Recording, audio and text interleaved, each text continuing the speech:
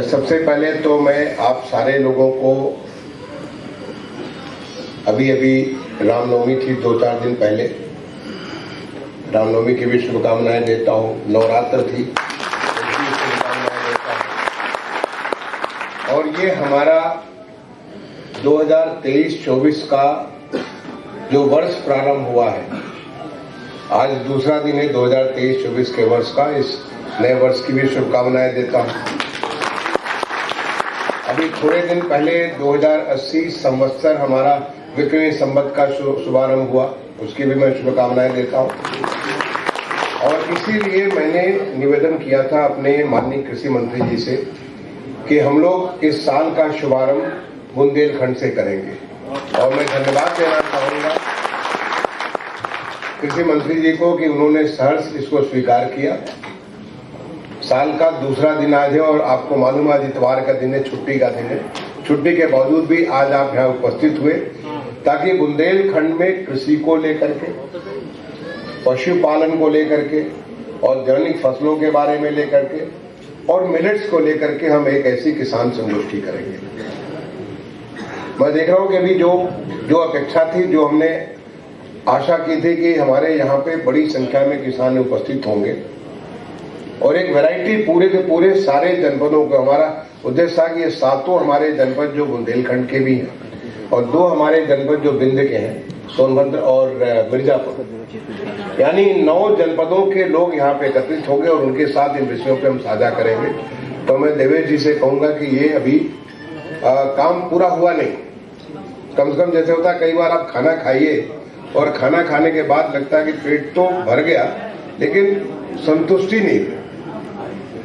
तो ये काम तो हो गया लेकिन संतुष्टि नहीं हुई। तो मैं कहूंगा देवेश जी से फिर से निवेदन करूंगा, इसको दोबारा एक बार फिर से झांसी नहीं, जो कि बांदा में जो दूसरा हमारा जो चित्रकूट रिश्ता है, बांदा में एक और संगोष्ठी करें और बड़ी संगोष्ठी करें जिसमें हर जनपद से, मैंने जब शुरू में गया था कि हर जनपद से कम 10 से 12 किसान आने चाहिए। वो प्रतिनिधि किसान होने चाहिए, ऐसे किसान जिनमें उत्साह हो, ऐसे किसान जो कि कुछ नया करना चाहते,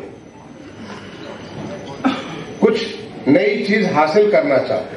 क्योंकि आज किसानों में जिस प्रकार का उत्साह है, हमारे प्रदेश में माननीय मुख्यमंत्री जी ने जिस प्रकार से एक आमूल चूल बहुत किस्म के ऐसे प्रयोग किए हमारे प्रदेश में किए, या देश में हमारे माननीय प्रधानमंत्री जी इतनी प्रकार की चीजों में परिवर्तन की, इतनी सारी नई चीजें लाई हैं जिससे किसान हमारा खुशहाल हो। बावली बनाए थे लेकिन उससे भी वो समस्या का निदान नहीं हुआ। तो जल संरक्षण के ऊपर कैसे हम एक प्रभावी तरीके से जल को संरक्षित कर सके, हर खेत में हम तालाब बना सके, हम मेड़बंदी कर सके, हम इस प्रकार का ऐसे कर सके कि जिससे जो पानी हमारा बह करके यहाँ से बुंदेलखंड का पानी समुद्र में चला जा रहा है, वो बुंदेलखंड का पानी बुंदेलखंड में रहे और यहाँ की जमीन की एक तो हमारी जो जल का स्तर है उसको ऊपर करें और जल का स्तर भी ऊपर करने के साथ ही साथ हमारी जो पानी रिटेंशन की कैपेसिटी वो बनी रहे, उसके बारे में आपने बड़ा अच्छा काम किया। और उस काम को करने के लिए अगर आप, मैं कहूंगा कि जैसे आप जरूरी गए होंगे, क्योंकि झांसी वाले तो गए होंगे, और भी लोग ऐसे जो हमारे किसान हैं जहां पे उन्होंने पानी संरक्षण का काम किया और साथ ही साथ गो आधारित खेती, ये हमारे देश की तो यही खेती पहले हुआ करती थी और ऐसी खेती थी जिससे कि हमारे यहाँ तो देवी देवता पैदा होते थे।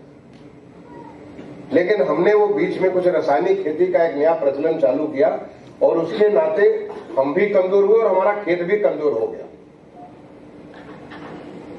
अब हमको तो दिख जाता है कि हम कमजोर हो गए, तो हमारे कमजोर होने पे हमें किस्म की बीमारी लगने लग जाती है। आप भी कुछ नाम बताए, लोगों ने कहा कि कैंसर हो जाता है, तो ये हो जाता है, मतलब इतनी किस्म की बीमारियां आ गई। वो बीमारियों के पीछे हमारी जो रासायनिक खेती का एक बहुत बड़ा योगदान है, बहुत बड़ा योगदान है। दूसरा जो बीमार पड़ा, हमारा खेत बीमार पड़ गया। जो खेत की जो उर्वरक शक्ति थी, वो शक्ति कमजोर हो गई, वो उसमें कमजोरी आ गई। तो उसको कैसे हम रिस्टोर करें, उसको उसके खेत की उस ताकत को जैसे हम कुछ पौष्टिक आहार लेकर के अपने को सुधार कर लेते हैं कि अगर हमें कुछ दिक्कतें हैं तो हम कुछ पौष्टिक आहार लेकर के अपने को सुधार कर लेते हैं। कुछ हम अपने व्यवहार को सुधार करके, अपने जो काम करने के तरीके का व्यवहार करके, कुछ व्यायाम करके, कुछ ऐसी इस तरह की चीजों को करके हम अपने स्वास्थ्य को सुधार कर लेते हैं। ऐसे क्या हम अपने खेत के भी स्वास्थ्य को सुधार कर सकते हैं? उसके लिए जो प्राकृतिक खेती एक नए वरदान के रूप में निकल कर आएंगे। और ये वैसे ही है जैसे कहते हैं कि दिन का भूला अगर शाम को वापस आ जाए तो उसको भूला नहीं कहते हैं। ये हम भूल गए थे कि हमारा तो वही खेती का असली ताकत तो वही था। हम कुछ ऐसे प्रलोभन में आ गए थे कि चलो एक ऐसी कुछ चीजें आ गई, ऐसे वैरायटी आ गई जिससे हमारी उपज बहुत बढ़ गई। बट अल्टीमेटली हमारी जो सभ्यता है, हमारी जो मानव सभ्यता, हम तो बढ़ते चले जा रहे हैं। आप देखें कि आबादी भी बढ़ रही है, लोग भी बढ़ रहे हैं, उनके लिए सारी व्यवस्था करनी है। और वो व्यवस्था करने के लिए हमारा खेत ही उसर हो जाएगा। अगर खेत में उपज कितना आप पैदा कर सकते हैं, कब तक पैदा करेंगे? तुलसी का बीज नहीं खरीदते, तुलसी का बीज भी खरीदते हैं, जड़ भी खरीदते हैं, डंठल भी खरीदते हैं, पूरा समूल तुलसी खरीद लेते हैं। तो आपका जो तुलसी बोया आपने, और तुलसी को उसको पालने के लिए बहुत ज्यादा मेहनत की जरूरत है। जहां और कुछ नहीं हो सकता वहां तुलसी हो जाती है। इसी प्रकार से यहाँ पे आपने पीछे स्ट्रॉबेरी की खेती हुई थी, अभी अनार की खेती के बारे में बात की। कल मैं शाम को बात कर रहा था, मंडलायुक्त साहब के घर पे बात कर रहा था। यहाँ पे खजूर की खेती हो सकती है, यहाँ पे सिट्रस फलों की बहुत सारी खेती हो सकती है। यानी किसान के विविधीकरण, हर एक जो जमीन आपका बेकार खाली पड़ा हुआ जमीन है, और ऐसा जमीन हमारे पास बहुत पड़ा हुआ है, चाहे जालौन हो, चाहे हमीरपुर हो, महोबा हो, हर जगह पूरा बुंदेलखंड में इतना सारा जगह है कि आप जगह को बेर की खेती, ये मोटा अनाज आप कह सकते हैं, उसको पहले कहते थे मोटा अनाज कहते थे, आज तो वो श्री अन्न, श्री तो आप जानते हैं, श्री जो हम उसको कहते हैं, हम श्री कहते हैं, माता लक्ष्मी को श्री कहते हैं। यानी श्री अन्न माता लक्ष्मी का अन्न है, वो श्री अन्न है। और बिल्कुल सही श्री अन्न जो उसका नाम, जो उसको जो संज्ञा दिया गया श्री अन्न का, ये बिल्कुल सही संज्ञा दिया गया। श्री अन्न से आपको समृद्धि भी हो सकती है, आपको स्वास्थ्य भी हो सकती है। जब दीपावली का जब पूजन करते हैं तो उसमें मां लक्ष्मी और गणेश की पूजा करते हैं, ताकि आपको स्वास्थ्य भी मिले, आपको संपदा भी मिले, आपकी समृद्धि भी हो। तो ऐसा श्री अन्न जिसमें सब कुछ है जो आपको चाहिए, और जो नहीं चाहिए वो नहीं है, लेकिन उसको केवल प्रोसेस कर देगा, वो 200-250 रुपए किलो हो जाते हैं। और प्रोसेस करने में जो खर्चा उसका आएगा 10-20 रुपए का खर्चा आएगा। यानी खर्चा 50 रुपया, फायदा 200 रुपये।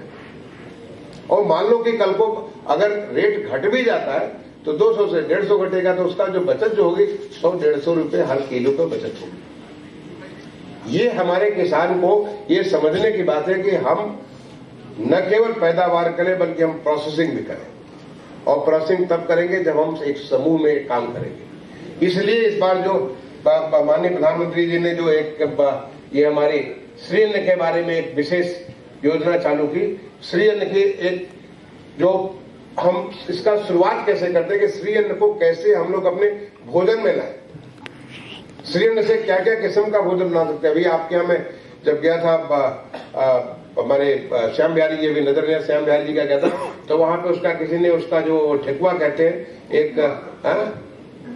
पुआ बोलते हैं, ठेकुआ बोलते हैं। हमारे पूर्व में, मैं पूर्वांचल का हूँ, वहाँ ठेकुआ बोलते हैं, यहाँ पे पुआ बोलते हैं, या गुलगुला बोलते हैं, जो भी नाम चाहे जो भी ले, या उधर बीमारियां तो उससे हमको बचाए। तो श्री अन्न जो है, और इससे जो सबसे बड़ा चीज हम बुंदेलखंड में क्यों बातें कर रहे हैं कि बुंदेलखंड इसका नेचुरल हैबिटेट है। जैसे कहते हैं ना, नेचुरल हैबिटेट, जहां पे नेचुरली जो प्राकृतिक रूप से जहां पे सबसे काम होता था। आज भी मैं 1987-88 में मैं चित्रकूट में एडीएम था। मैं अभी भी मैं कोदो और सावा का जो मैं पालन वो करता हूं, और मैं जहां भी रहा हमेशा चित्रकूट से ही मैं मंगाया करता था कि उसका जो है, मैं चाहे दिल्ली में रहा हूं चाहे लखनऊ में रहा हूं, चित्रकूट से मंगाता रहा हूं। आज इतने साल 87-88 के बाद मैं चित्रकूट से मंगाता हूं, क्योंकि मैं लोगों को जानता हूं, वहां से हमारे पास आ जाता है। तो ये तो एक नेचुरल हैबिटेट है इसके लिए, श्री अन्न के लिए, और ये एक नया अवसर क्रिएट कर रहा है। उस नए अवसर का लाभ अगर आप लोग लेंगे तो हमारे किसान की समृद्धि भी होगी।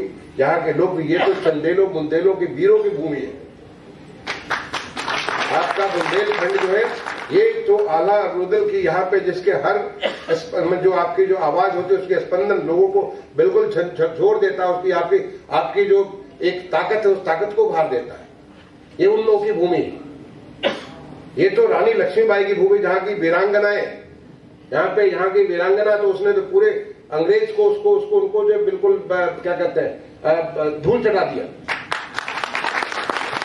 तो ये उस समय के जब उस वक्त की बातें थी जिसमें स्त्री अन्न का बहुत उपयोग होता था। उस वक्त की बातें आप पुराने जाके देखें, जब हमारा पूरा बुंदेलखंड खुशहाल था। यहाँ पे लोग नहीं कहते थे कि यहाँ पे अन्ना प्रथा होती है, यहाँ पे ऐसा नहीं था कि यहाँ पे जो है पानी का अभाव था। ये समय के साथ वो चीजें, उसमें एक ऊर्जा उसमें ला सके। ये हमारे ललितपुर में इतनी सारी सब कुछ चीजें हैं, उन चीजों को, और यहां से हम तो एक्सपोर्टर बन सकते हैं। हम केवल आत्मनिर्भर नहीं बन सकते, आत्मनिर्भर केवल एक्सपोर्टर बन सकते हैं। हम बाहर दूसरों को दे सकते हैं, इतनी ताकत बुंदेलखंड में। और इसी के लिए मैंने 2 अप्रैल को यहाँ पे ये मैंने माननीय हमारे जो माननीय कृषि मंत्री जी हैं उनसे मैंने निवेदन किया, और बड़े आग्रह के साथ निवेदन किया कि सर, ये आप चाहे जो प्रोग्राम हो, हम साल की शुरुआत बुंदेलखंड से करना चाहते हैं। और इसके लिए मैं दोबारा देवेश जी से कहूंगा कि आज जो मेरा मन अभी भरा नहीं, अभी खुश नहीं हुआ। मैंने जो जिस अपेक्षा के साथ मैंने ये सोचा था वो उतना हुआ नहीं। इसको दोबारा हम बादा में एक बार फिर से करेंगे, और वहां पे पूरे बुंदेलखंड की वो सभ्यता, वो संस्कृति, वो जो ताकत बुंदेलखंड की, उसको पूरा करते हुए एक बड़ा सा सेमिनार करेंगे किसानों का।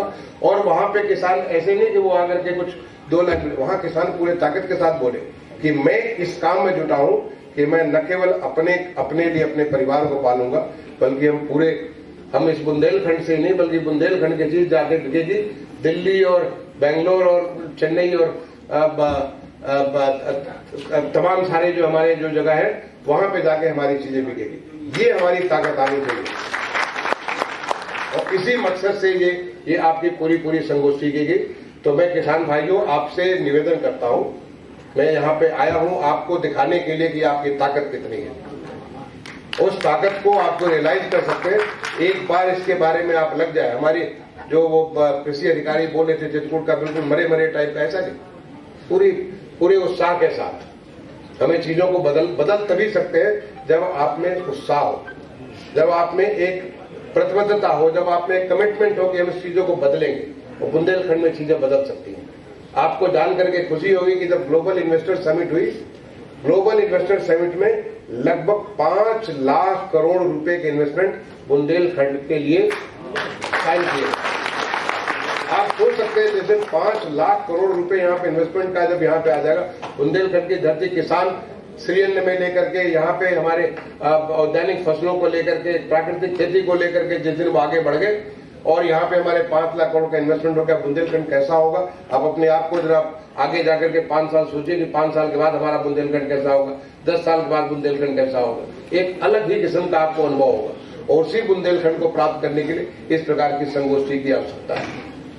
तो मैं इसी अपेक्षा के साथ जब हम दोबारा मिलेंगे बादा में, उसमें हम उसी पूरी ताकत को इसको प्रदर्शित करते हुए बुंदेलखंड को कैसे आगे बढ़ा सकते हैं।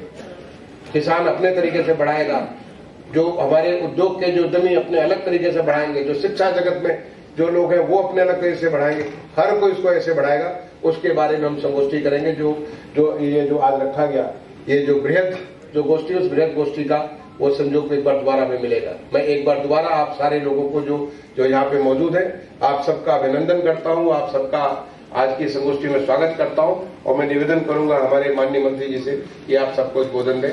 बहुत बहुत धन्यवाद। जय हिंद, जय भारत।